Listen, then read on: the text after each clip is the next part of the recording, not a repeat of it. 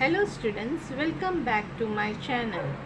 आज मैं आपको 8th स्टैंडर्ड का lesson number 8 civil disobedience movement के बारे में एक्सप्लेन करने वाली हूँ।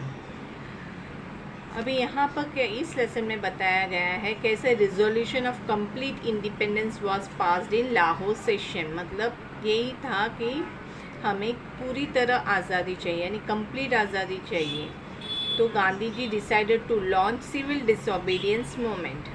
तो various demand was put forth by Gandhi ji. उसके लिए उन्होंने काफ़ी, लाहौर सेशन जो हुआ था, लाहौर में जो मीटिंग हुआ था, वहाँ पे गांधी जी ने बहुत सारे डिमांड अंग्रेज़ों के सामने रखे, ब्रिटिशर्स के सामने रखे। जैसा कि important demand was to cancel salt tax and British monopoly to manufacture salt. मतलब ब्रिटिशर्स कैसे थे, सॉल्ट पैंस तो हमारे इंडिया में बहुत है, जैसे गुजरात में काफ़ी बड़ा सॉल्ट पैंस है जहाँ से हम नमक ये कर सकते हैं, निकालते हैं वहाँ पे। लेकिन ब्रिटिशर्स ने क्या किया था, उन पे टैक्स लगाया था। अभी सॉल्ट तो बोलेगा तो इंडियन खाने में सॉल्ट काफ़ी इम्पोर्टेंट है। हर हमारे खाने में, हर डिशेस में हमें नमक तो चाहिए ही है। लेकिन ब्रिटिशर्स ने क्या किया, उसको एक मोनोपोली बनाया। उन लोग ही यहाँ के सॉल्ट को मैन्युफैक्चर करने लगे। मतलब उनको ही उत्पादन उन लोग करते थे, उन लोग अपने नाम से फैक्ट्रीज में बेचते थे, प्लस उसमें टैक्स लगाते थे जो बहुत महंगा पड़ जाता था। तो गांधी जी ने पहले ही डिमांड ये रखा कि आप लोगों को सॉल्ट टैक्स, जो सॉल्ट पे, नमक पे जो टैक्स लगाया जाता है, उसे बंद करना पड़ेगा। और ब्रिटिश का जो मोनोपोली है, मोनोपोली का मतलब है खुद उन लोग ने अपने हाथों में लिया था सॉल्ट मैन्युफैक्चरिंग का, तो ये जो है उसे भी ख़त्म करना पड़ेगा। गांधी जी इस डिमांड को लेकिन क्या उन्होंने एक्सेप्ट किया? नहीं, उन्होंने रिजेक्ट किया, सीधा सीधा उसको इनकार कर दिया। Hence he decided to launch satyagraha all over India. तो गांधी जी ने डिसाइड किया कि सत्याग्रह से हम इस जो बोलेगा तो ये जो हमने डिमांड रखा है उसे जीत पाएंगे। तो उन्होंने सत्याग्रह करने का फैसला किया ऑल ओवर इंडिया में। It was unjust to impose tax on salt as it is an important ingredient, है ना। हमारे खाने में तो सबसे ज़्यादा ज़रूरी है, बिना नमक के क्या स्वाद आता है खाने में। तो सॉल्ट तो सबको चाहिए, हर चीज़ में हमारे सॉल्ट नमक होता ही है। तो उस पर टैक्स लगाना बोलेगा तो ये लोगों के साथ बहुत बड़ा, बोलते हैं ना, अत्याचार कर रहे थे। उन लोग का ही मोनोपोली करना, उन लोग ही मैन्युफैक्चर करना, उसके ऊपर से उनको टैक्स लगाना, जबकि हमारे देश में वो सॉल्ट की कोई कमी नहीं है।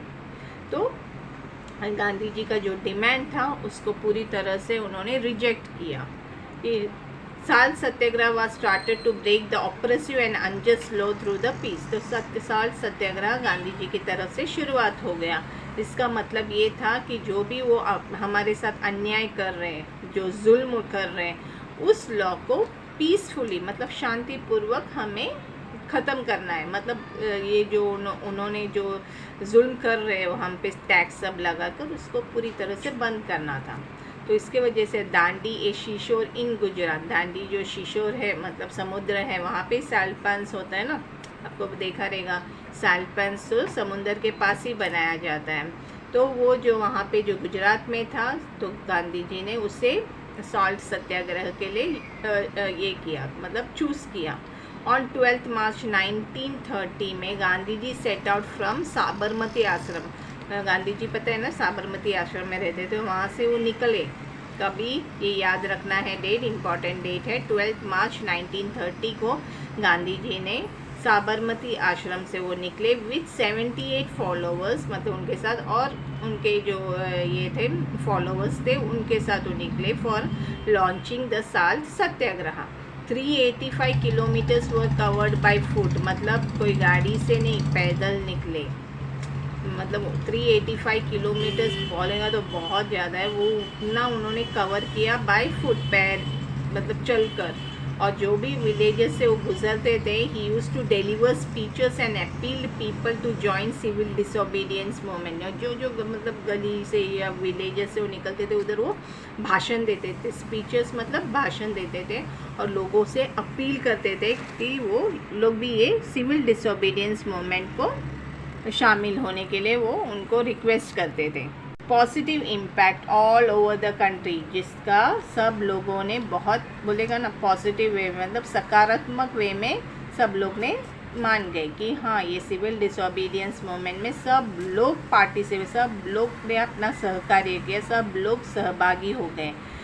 कि किसने चालू किया था? ये गांधी जी ने स्टार्ट किया था। कभी 12 मार्च 1930 से। कहाँ से निकले थे? साबरमती आश्रम। बहुत इंपॉर्टेंट है ये जो मैं वापस इसलिए एक्सप्लेन कर रही हूँ ताकि आपको समझ में आए। दांडी जो एक शीशोर था गुजरात में, वहाँ पे साल्ट सत्याग्रह को गांधी जी ने चूज़ किया, इसलिए वो 12 मार्च 1930 को अपने साबरमती आश्रम से 78 फॉलोवर्स के साथ निकले। मतलब उनके साथ बाकी और भी बहुत 78 लोग थे, और उन्होंने कम से कम 385 किलोमीटर्स बाय फुट यानी पैदल यात्रा था, पद यात्रा था, वो पद यात्रा था, बिना बोलेगा ना कोई चप्पल के, और ये उसमें वो निकले थे। और जो जो विलेजेस में यानी गांव में से वो गुजरते थे वहाँ पे वो अपना स्पीच भाषण देते थे और लोगों से अपील करते थे कि जितना से जितना ज़्यादा हो सके सब लोग इस सिविल डिसोबीडियंस मूवमेंट के लिए बाहर निकलो, और उनको उसका बहुत एक अच्छा पॉजिटिव रिस्पॉन्स भी मिला। On 5th April 1930 Gandhi ji reach Dandi and on 6th April he broke the salt act. तो कितना देखो, जो 12 मार्च को निकले थे पैदल, 5 अप्रैल 1930 को गांधी जी पहुँचे और 6 अप्रैल को उन्होंने वहाँ पे जाके सॉल्ट एक्ट को ब्रेक किया। तो इतना आपको समझ में आया होगा। नेक्स्ट है पेशावर सत्याग्रह। पेशावर अभी कहाँ पे है? पाकिस्तान में। आफ्टर द पार्टीशन ये पेशावर जो जगह है अब पाकिस्तान में। Khan Abdul Ghaffar Khan was the most loyal follower of Mahatma Gandhi. Khan Abdul Ghaffar Khan एक बहुत ही बोलेगा तो ईमानदार और महात्मा गांधी का बहुत बड़ा फॉलोवर था। उसको फ्रंटियर गांधी के नाम से जाना जाते थे। मतलब आज भी उनके नाम के आगे ना हमेशा फ्रंटियर गांधी, यानी बहुत गांधी का एक बोलते ना बहुत ही खास आदमी था, बहुत ही लॉयल फॉलोवर था। फाउंडर ऑफ ऑर्गेनाइजेशन कॉल्ड खुदा एक खिदमेगार स्टार्टेड सत्याग्रह एट पेशावर। उन्होंने कहाँ पे स्टार्ट किया? पेशावर में। तभी पाकिस्तान और इंडिया अलग नहीं हुए थे, वो एक ही थे, तभी पार्टीशन नहीं हुआ था। तो पेशावर जो था वो इंडिया में है, इंडिया में ही था पहले, लेकिन बाद में पार्टीशन के बाद वो पेशावर पाकिस्तान में चला गया। British government ordered Garhwal regiment to open fire on satyagrahis. तो ब्रिटिशर्स को ये जो सिविल डिसोबीडियंस मूवमेंट है और ये जो सॉल्ट एक्ट है ये सब देखकर बहुत उन्हें गुस्सा आ रहा था, क्योंकि काफ़ी लोग उसको बहुत पॉजिटिवली लेकर बहुत लोग इसके लिए निकल चुके थे, साथ में मतलब गांधी जी का साथ दे रहे थे। तो उन्होंने गुस्से में आके बोला कि जो भी सत्याग्रही है उनको मार डालो, मतलब गोली चला दो। लेकिन चंद्र सिंह ठाकुर जो ऑफिसर था उसने मना किया। अभी नेचुरली एक इंडियन ऑफिसर है और ऐसा नहीं था, लेकिन जो भी इंडियन ऑफिसर्स भी थे उन लोग भी ब्रिटिश गवर्नमेंट के अंडर काम करते थे तो मान जाते, लेकिन इन्होंने चंद्र सिंह ठाकुर ने मना कर दिया, क्योंकि अपने ही लोगों पे कैसे मतलब गोली चलाना। ही वाज कोर्ट मार्शल, उसने ऑर्डर सुना नहीं, इसलिए उसको कोर्ट मार्शल किया और उसे सीवियरली पनिशमेंट भी दिया गया। मतलब उनके साथ काफ़ी बुरा सलूक किया गया, उनको जॉब से निकाला गया। क्यों? क्योंकि उन्होंने गोली चलाने से मना कर दिया था ब्रिटिश ऑफिसर को, जिसने बोला था कि ये सत्याग्रहियों पे आप गोली चलाओ। On 4 May 1930 Gandhi ji was arrested. Gandhi ji को अरेस्ट किया गया। ब्रिटिशर्स को लगने लगा कि ये गांधी जी ये जो लोगों को भड़का रहे हैं, जो बोलते ना लोगों को जागरूक कर रहे हैं हमारे खिलाफ लड़ने के लिए, इसके वजह से 4 मई को 1930 को गांधी जी को अरेस्ट किया गया। तो जब गांधी जी अरेस्ट हुए तो पूरी दुनिया में प्रोटेस्ट होने लगा। पूरी दुनिया मतलब अपना कंट्री में, ऑल ओवर द कंट्री, हमारे देश में पूरा जगह सब स्टेट्स में प्रोटेस्ट होने लगा गांधी जी को अरेस्ट क्यों किया इस बात में।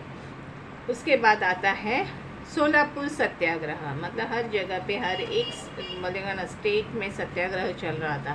पहले हमने पढ़ा कैसे पेशावर सत्याग्रह के बारे में, उससे पहले हमने सॉल्ट सत्याग्रह के बारे में पढ़ा जो दांडी मार्च हुआ था, उसे दांडी मार्च बोला जाता है, जो गुजरात से चालू होके दांडी तक था।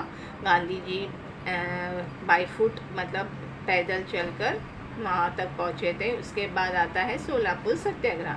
ऑन 6 मई 1930 को हड़ताल was observed in Solapur. Solapur में हर जगह हड़ताल होने लगी। डिस्ट्रिक्ट कलेक्टर तो जो था गेव ऑर्डर्स ऑफ फायरिंग। जब हड़ताल हुआ, हड़ताल में लोग बताए ना बाहर निकलते हैं तो भी स्लोगन्स देते हैं, नारेबाजी करते हैं, तभी डिस्ट्रिक्ट कलेक्टर ने फायरिंग का ऑर्डर किया। तो many volunteers along with Shankar Shivdare died. बहुत जो वॉलेंटियर्स थे, जो लोग भी सत्याग्रही थे, उन पे जब फायर हुआ, जो लोग हड़ताल पे निकले थे, जब उन पे फायर हुआ तो जो वॉलेंटियर थे, जो जैसे श्री शंकर शिवदरे, उनका मृत्यु हुआ। रेलवे स्टेशन, कोर्ट्स वेर सब अटैक हुए। ऐसे रिजल्ट मतलब उसके वजह से जब लोगों को मारा गया देखा तो लोगों ने गुस्से में आके police station, railway station, court, यहाँ पे सब अटैक करना चालू किया, जलाने लग गए। तो ये सब होने लगा। Government declared martial law and leaders who took lead like Mallappa, Dhanshetti, Qurban Hussain, Shri Krishna Sarda were hang to death. तो गवर्नमेंट ने सब जगह मार्शल लॉ लगा दिया। मार्शल लॉ मतलब उनका जो बोलते हैं ना, सब मिलिट्री बाहर आएंगे, सब जगह कर्फ्यू लगा रहेगा। और क्योंकि तो इसमें जो लीडर्स थे, मल्लप्पा दनशेट्टी जो थे, कुर्बान हुसैन थे, श्री कृष्ण सारदा थे, इनको सब मतलब ब्रिटिशर्स ने फांसी की सज़ा सुनाई। ये लेसन काफ़ी बड़े है बच्चों, तो मैं इसके बाकी का पार्ट आपको नेक्स्ट वीडियो में बताऊंगी। आई होप आपको जितना मैंने एक्सप्लेन किया है वो आपको पसंद आया होगा, समझ गए होंगे। तो अगर आपको पसंद आया हो तो आप इसे लाइक, शेयर और सब्सक्राइब कीजिए। Thank you.